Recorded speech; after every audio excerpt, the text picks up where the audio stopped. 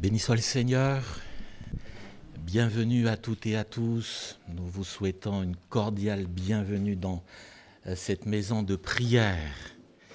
Il y a ce matin beaucoup de joie pour nous. Nous sommes venus premièrement honorer notre Dieu, le célébrer de tout notre cœur.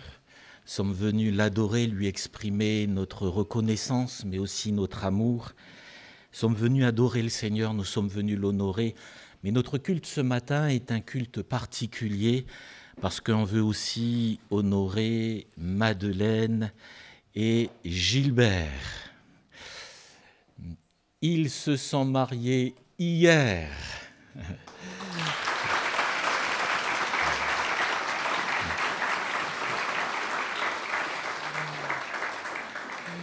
Ils ont uni leur vie. Et ils ont décidé ensemble de marcher ensemble. Et bien sûr, on bénit le Seigneur pour cela. L'Écriture nous dit ceci, et ça fera partie de mon message ce matin. Celui qui trouve une femme,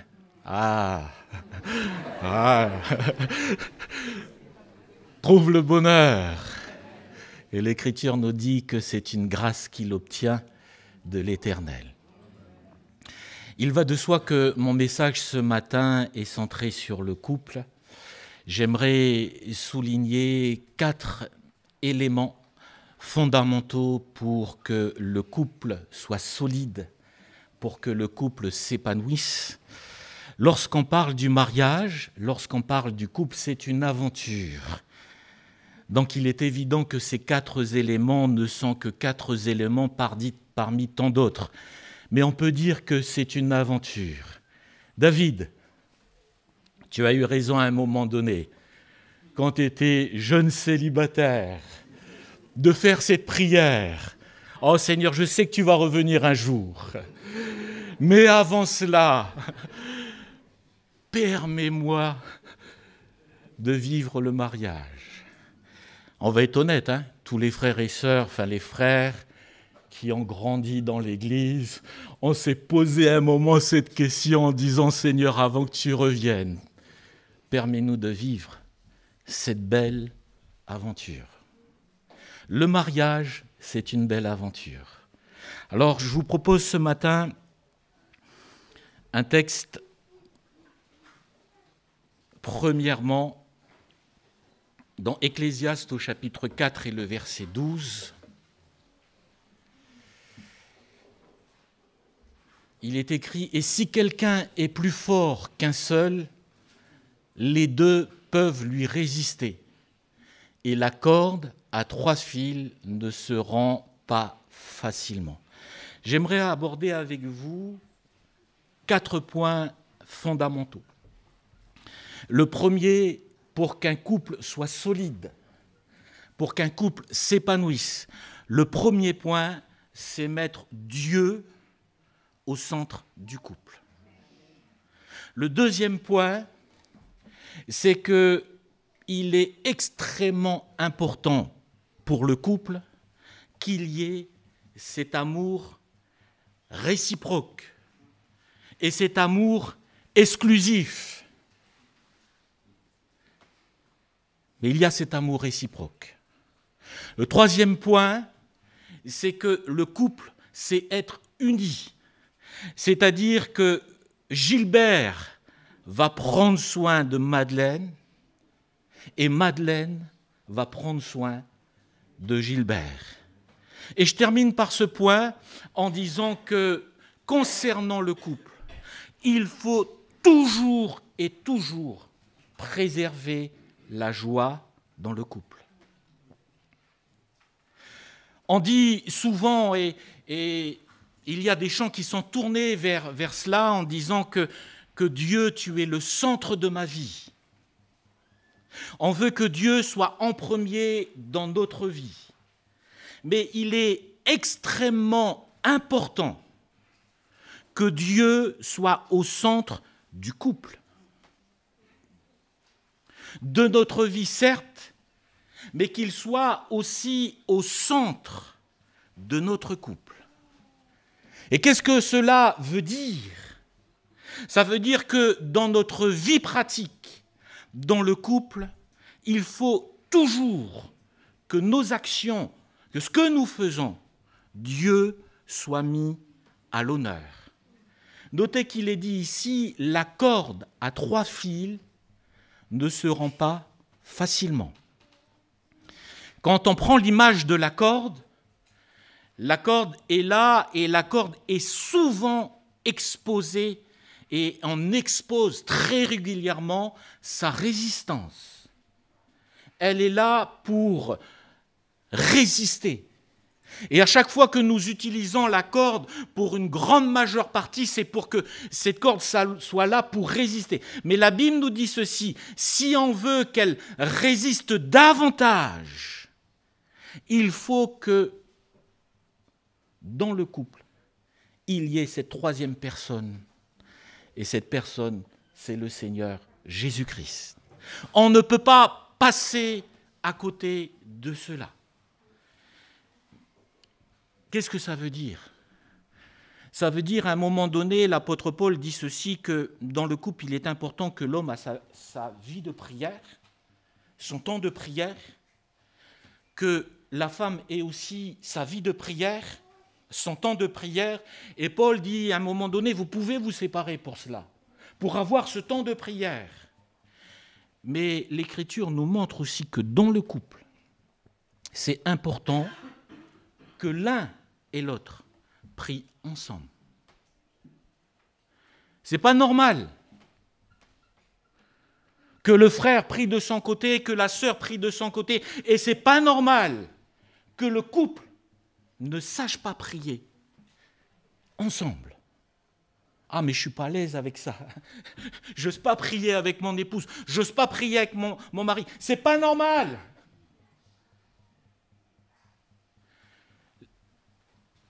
On est exposé et nous sommes obligés parfois d'exposer et de résister. Et la Bible nous dit ceci, que le diable, il rôde comme un lion rugissant. Et notez ce que dit l'Écriture, cherchant qui il dévorera. Le diable est en chasse. Et qu'est-ce qu'il veut? C'est dévorer. L'Écriture nous dit, le voleur ne vient que pour dérober, égorger et détruire. Il vole des vies. Combien de personnes qui passent à côté de la volonté de Dieu, de la destinée de Dieu. Pourquoi? Parce que le diable vient voler. C'est le destructeur des couples. Et mes frères et sœurs, quand on saisit cette vérité, à un moment donné, on prend son épouse ou on prend son mari et on va dire, mais nos gènes, on met de côté. Parce qu'on va prier ensemble. Parce qu'on va prier ensemble pour notre couple. Notre Père, qui es aux cieux, que ton nom soit sanctifié. Que ton nom soit sanctifié, que ton nom soit adoré, que ton nom soit loué, que ton nom soit élevé comme nous le faisons ce matin. Mais dans le couple, c'est extrêmement important qu'ensemble, on dise que ton nom soit élevé. Et je veux t'élever dans ma vie, dans tout ce que je peux faire, dans tout ce que je peux dire, dans tout ce que je peux entreprendre. Seigneur, je veux que dans mon couple, tu sois élevé. Et ça, nous sommes les uns et les autres artisans de cela. Ananias et Saphira, ils étaient ensemble, mais pas pour les bonnes choses. Ils étaient ensemble, mais pas pour les bonnes choses. Ils étaient ensemble et ils n'ont pas hésité ensemble à mentir au Saint-Esprit. Achan, quand il agit de cette manière, en prenant ce qui est interdit et dévoué et donné au Seigneur, son épouse est là, elle approuve cela. Mettre Dieu au centre de notre vie, c'est l'un et l'autre de dire, Seigneur, on est ensemble et on est là pour te servir et de veiller sur notre couple parce que le diable rôde comme un lion rugissant. C'est un constat. C'est dramatique, mais c'est un constat. En France, un mariage sur 3 finit par un divorce. Si vous habitez dans la région parisienne, c'est encore pire. Un mariage sur 2 finit par un divorce. C'est-à-dire que sur 6 personnes qui vont aller, 3 déjà on sait qu'ils vont divorcer. C'est un constat. Et c'est là où nous avons tellement besoin de dire au Seigneur, sois au centre, parce que la corde à 3 fils ne se rend pas facilement. L'une des causes qui contribuent au divorce, c'est les finances. Les problèmes de finances dans le couple. Et c'est là où on a besoin de dire au Seigneur, je parle du couple, je ne parle pas de la famille, mais du couple, Seigneur. Et toujours le centre. Pourquoi est-il si important pour nous de prier pour que le mari et la femme prient? Parce que le diable rôde comme un lion rugissant. Pourquoi nous avons besoin de venir au pied du Seigneur? Parce que c'est lui qui donne la sagesse dans les finances. C'est lui qui est capable de nous aider à bien gérer nos finances. Lorsque nous passons par des moments difficiles, c'est lui aussi qui est capable de nous tenir. Parce que la vie, c'est un cycle. La vie, c'est des saisons. Permettez-moi de vous dire que même si c'est une belle aventure, le couple, c'est pas toujours en haut. Hein. Il y a des moments où on est dans des verts pâturages et on est près des eaux paisibles, juste à côté d'un pied de litchi pilant. Aïe, aïe, aïe, aïe, aïe. Mais il y a des moments où c'est le désert. Il y a des moments où c'est l'hiver. On a beau planter et rien ne pousse. On a beau entreprendre, rien ne pousse, rien ne va. On a l'impression que toutes les portes nous sont fermées et nous avons besoin de cette 3e corde. Nous avons besoin que le Seigneur soit au centre de notre vie pour nous permettre d'avancer et de passer ce cap. Premier point, c'est de mettre toujours le Seigneur au centre de notre vie. Gilbert, Madeleine, le Seigneur a été le centre de votre vie à titre personnel, mais maintenant dans votre couple. Que le Seigneur soit dans votre couple, le centre. Et on veut prier dans ce sens. La deuxième chose, c'est l'amour. Il est dit ceci dans Éphésiens, au chapitre 5 et le verset 25, il est dit « Marie, aimez vos femmes » et notez ce qu'il est dit « comme Christ a aimé l'Église ». Marie, aimez vos... Marie au pluriel, hein, on est bien d'accord, hein? Aimez vos femmes comme Christ a aimé l'Église. L'une des choses qui est essentielle dans le couple, c'est l'amour réciproque. Avez-vous noté une chose dans les Écritures? Quand vous lisez les Écritures, jamais il est dit « Femmes, aimez vos maris ». Lisez dans l'Ancien Testament, lisez dans le Nouveau Testament, jamais une fois il est dit « Femmes, aimez vos maris ». Vous savez pourquoi? Parce que chez la femme, c'est naturel. Ah! Je me disais, ils sont où les sœurs? C'est naturel. Elles expriment leur affection à l'égard de leur mari. Elles expriment leur affection. C'est pour ça que le Saint-Esprit ne se pose pas cette question-là. Ce n'est pas un problème, parce que les femmes, elles expriment leur affection. Mais notez une chose, c'est que chez l'homme, ce n'est pas naturel. C'est pas le faire, nous. C'est pas dans notre ADN. C'est pour ça que le Saint-Esprit dit, mais Marie, aimez vos femmes. C'est-à-dire que là où elle va exprimer naturellement, nous, ce n'est pas le cas. Donc il est extrêmement important pour l'homme, Gilbert, de manifester toutes sortes d'affections à l'égard de Madeleine. Pourquoi ? Parce que ce n'est pas naturel. Gary Chapman l'exprime très clairement avec les langages d'amour. Il parle de manifester, ça va se manifester par le toucher, ça va se manifester par un moment privilégié, ça va se manifester par des paroles valorisantes, etc., etc. Mais l'homme doit s'atteler. C'est bientôt le 14 février, les frères.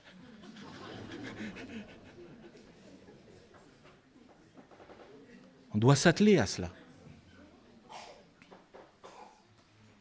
N'attendez pas le 14 février, hein. On est bien d'accord.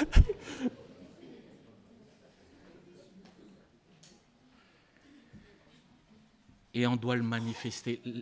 Et ça, c'est la responsabilité, d'exprimer notre amour. Et plus les frères, vous allez exprimer toutes sortes d'affections à l'égard de vos épouses, plus elle va se sentir aimée. Parfois on est là, mais j'aime, elle sait qu'elle m'aime. Elle sait que je l'aime, pardon. J'assume mes responsabilités. Je fais ce qu'il y a à faire. Le matin, je me lève pour aller au boulot. Je prends mes responsabilités, mes devoirs. Je sais, sauf que la sœur, elle ne se sent pas aimée. Non, mais elle le sait, non ? Manifester. Manifester de l'affection. L'homme, c'est différent. C'est bizarre, hein ? C'est pas moi qui l'ai dit, ça. Mais l'homme a besoin d'être admiré. Il a besoin d'être valorisé. Et ma sœur, plus tu vas admirer ton mari, plus il va se sentir aimé. Est-ce que vous connaissez Abraham Laboriel ? Y a-t-il des personnes qui connaissent Abraham Laboriel ? Levez votre main. Ah, j'ai pas vu. Si vous pouvez. 1, 2, 3, 4. Nico, je vais tirer tes oreilles à la sortie. C'est pas normal que tu connaisses pas Abraham Laboriel. Vous savez, Abraham Laboriel, c'est l'un des meilleurs, à mes yeux, des meilleurs bassistes au monde. Pour moi, c'est le meilleur bassiste au monde. Bien sûr, aujourd'hui, alors je suis assez étonné, et puis je me dis, mince, j'ai vieilli. Parce que quand je regarde les musiciens, il n'y a pas un musicien qui a levé la main. Je dis, oui, mes références sont trop vieilles maintenant. Peut-être si je parle de Marcus Miller, vous allez peut-être dire, oui, ça me parle. Mais Abraham Laboriel, c'est un bassiste qui a inventé une méthode de basse. Quand vous l'entendez jouer, on sait que c'est Abraham Laboriel qui joue. Mais j'écoutais Abraham Laboriel quand j'étais gamin.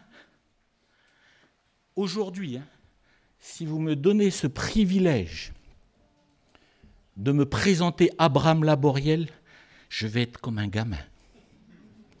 Je suis en admiration. Quand j'étais gamin, j'étais là, waouh, c'est pas possible. Quelqu'un qui me parle aussi beaucoup, c'est Nelson Mandela. Quand je regarde sa vie, je dis waouh. C'est des choses qui me parlent.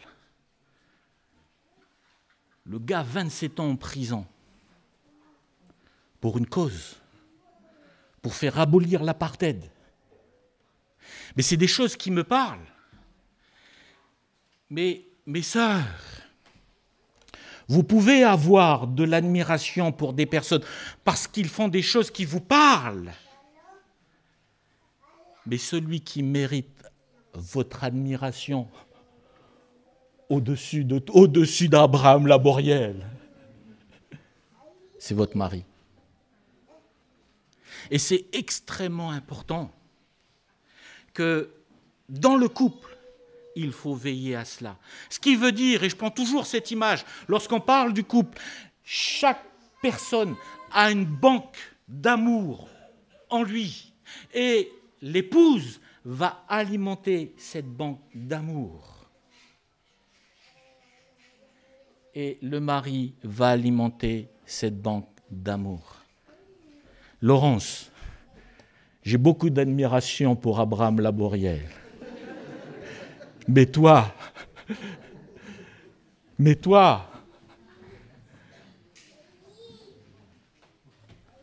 indescriptible. Les mots me manquent. Tellement que je suis émerveillé.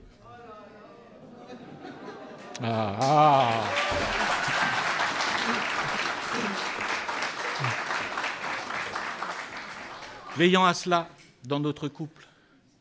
Veillons à cela. Troisième point, c'est être un. Genèse au chapitre 2 et le verset 24. L'homme quittera son père et sa mère et s'attachera à sa femme et ils deviendront une seule chair. Ça veut dire que on n'est plus tout seul, mais on est devenu une seule chair. Nous étions séparés, mais nous sommes devenus une seule chair. Je le disais tout à l'heure, je citais Proverbe, où il est dit ceci, l'homme quittera son père et sa mère. Non.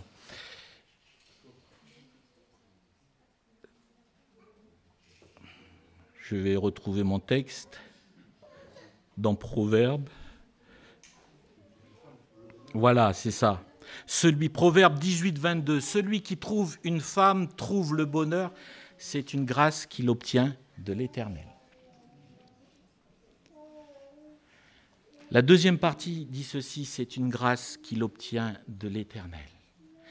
Et quand on parle d'être unis, le mari et la femme, ça veut dire une chose, c'est que le mari va prendre soin de son épouse et son épouse va prendre soin du mari. Gilbert faudra prendre soin de Madeleine et Madeleine faudra prendre soin de Gilbert.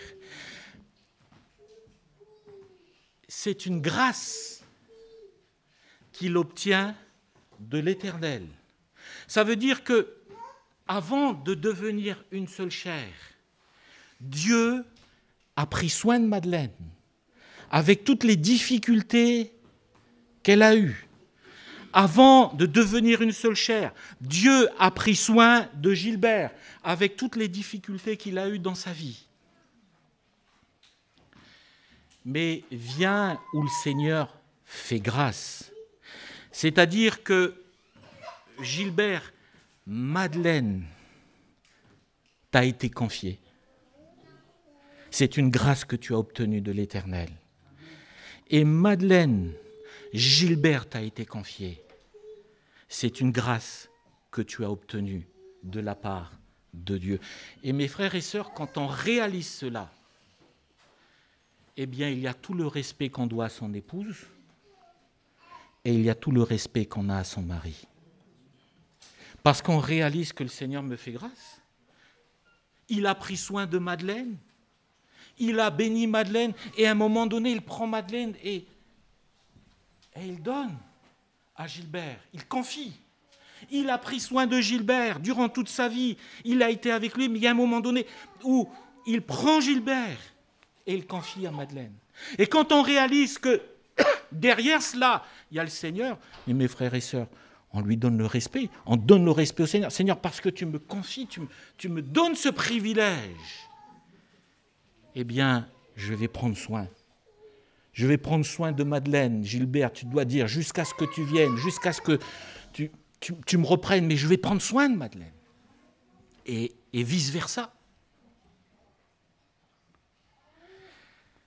Quand il est dit ici, l'homme quittera son père et sa mère et s'attachera à sa femme et ils deviendront qu'une seule chair, littéralement, quand j'ai lu ça, j'ai dit waouh!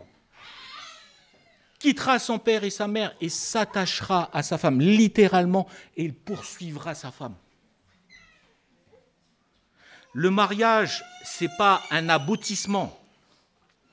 Le mariage, ce n'est pas une finalité,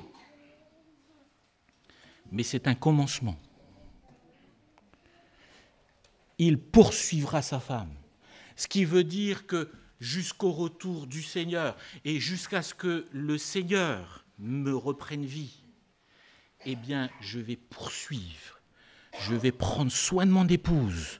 Je vais faire le nécessaire pour qu'elle soit heureuse. Je vais tout faire parce que je ne suis plus qu'une seule personne. Je suis qu'un. Et ça, dans tous les domaines de ma vie. Je suis un avec elle dans la prière. Je suis un avec elle dans mes finances. Je suis un avec elle dans ce que je peux entreprendre. Mais on n'est plus seul.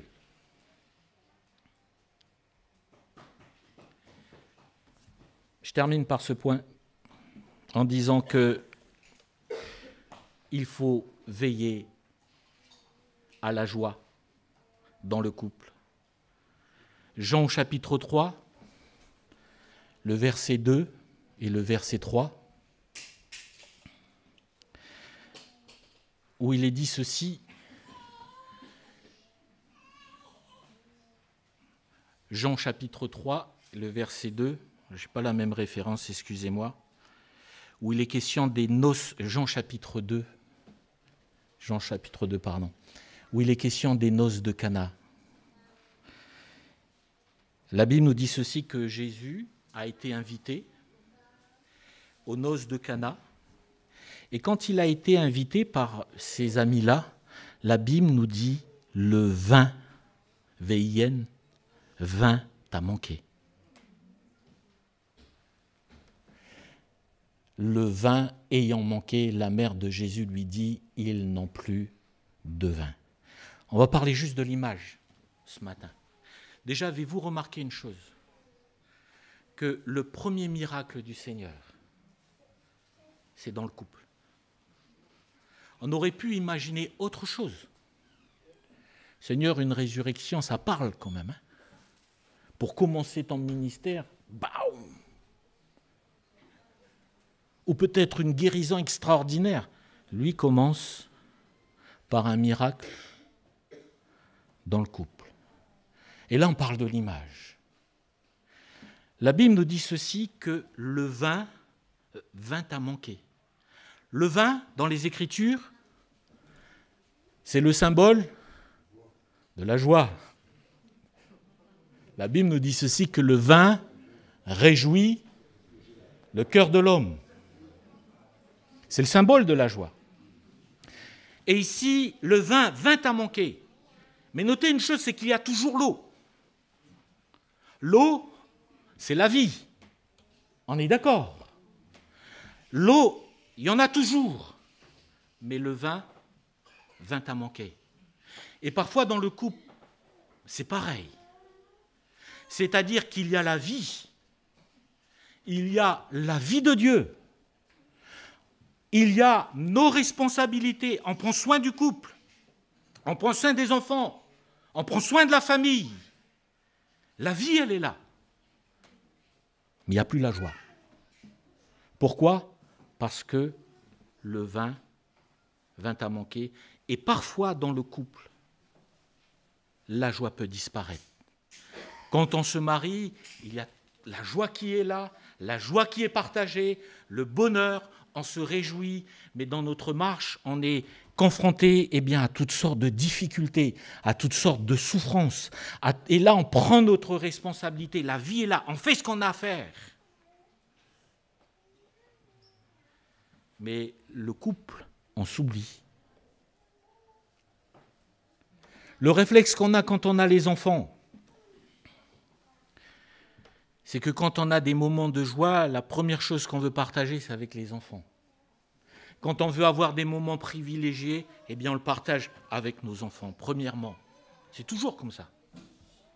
Tiens, on va faire ceci, on va passer un beau moment. Premier réflexe, est-ce que nos enfants vont être là? Parce que c'est la vie. Et parfois, dans notre vie, la routine s'installe. Les choses s'installent. Et on fait les choses, non pas par habitude, mais on le fait quand même. Et la vie est là. Sauf que, à force de faire, on oublie la joie dans le couple. Et parfois, la joie manque. Mes frères et sœurs, quand c'est comme ça, qu'est-ce qu'il faut faire? La mère de Jésus a tout de suite compris.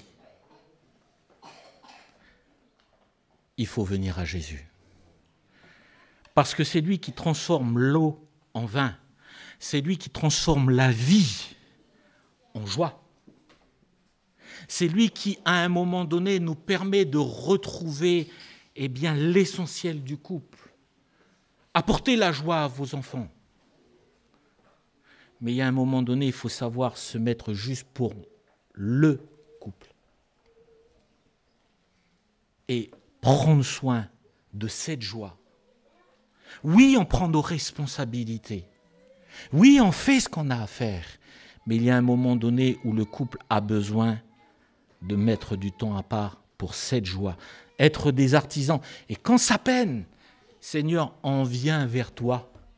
Parce que c'est toi qui changes l'eau en vin. C'est toi qui, dans notre vie, viens ajouter à cela, parce que l'eau est toujours là, viens ajouter à cela la joie et la joie du Saint-Esprit.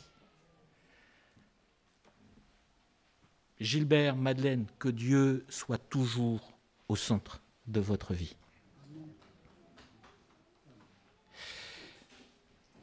Que l'amour réciproque et exclusif soit toujours dans votre couple. Gilbert aime Madeleine et Madeleine aime Gilbert. Soyez toujours unis. Et être unis, c'est être unis en tout, c'est prendre soin l'un de l'autre. Et cela durant toute la vie. Il faudra vous atteler à prendre soin, parce que maintenant, vous êtes un. Et de toujours veiller à ce que la joie de Dieu soit dans votre couple. Il peut avoir des temps difficiles, il peut avoir des difficultés, il peut avoir des problèmes, mais de venir vers celui qui est capable de vous donner la joie, c'est le Seigneur Jésus.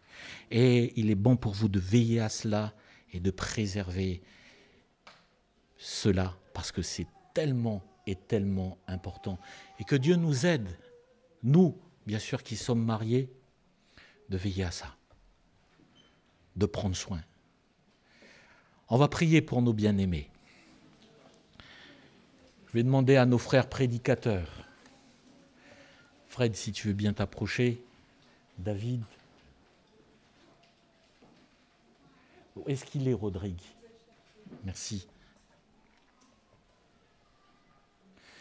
Voilà, les frères, ils vont prier. Ce que nous voulons, c'est la bénédiction du Seigneur.